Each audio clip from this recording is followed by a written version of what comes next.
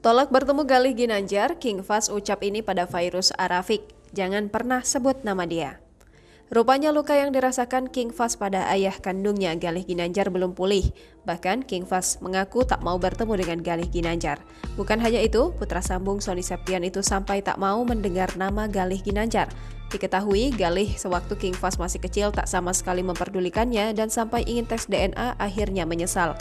King Fahz saat ini tumbuh menjadi anak yang pintar, santun dan menjadi idola baru di kalangan warganet. Galih Ginanjar yang melihat kepintaran anak kandungnya tersebut akhirnya memohon pada Fairuz Arafik, mantan istrinya, untuk bertemu dengan King Fahz. Banyak sekali isu yang beredar bahwa Fairuz Arafik tidak memperbolehkan bahkan sangat melarang Galih Ginanjar bertemu.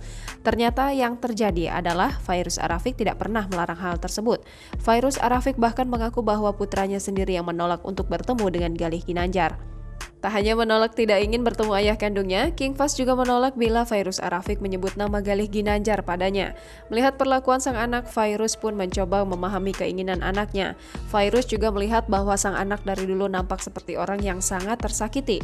Luka itu pun hingga saat ini masih sangat mendalam bagi King Fahz. Diketahui Galih Ginanjar sempat menjadi perhatian publik lantaran memposting sebuah potret lawas putra sematawayangnya King Fahz. Ia memposting potret sematawayangnya tersebut melalui postingan akun Instagram pribadinya @galihginanjar. Dalam postingan tersebut, Galih menuliskan bahwa King Fahz bukanlah raja ataupun prabunya, melainkan darah dagingnya yang wajahnya sangat mirip dengan mantan suami Fairuz Arafik. Ia pun meminta maaf kepada King Fahz karena dulu tak mengakuinya sebagai anak. Jangan lupa subscribe, share, komen, dan like ya!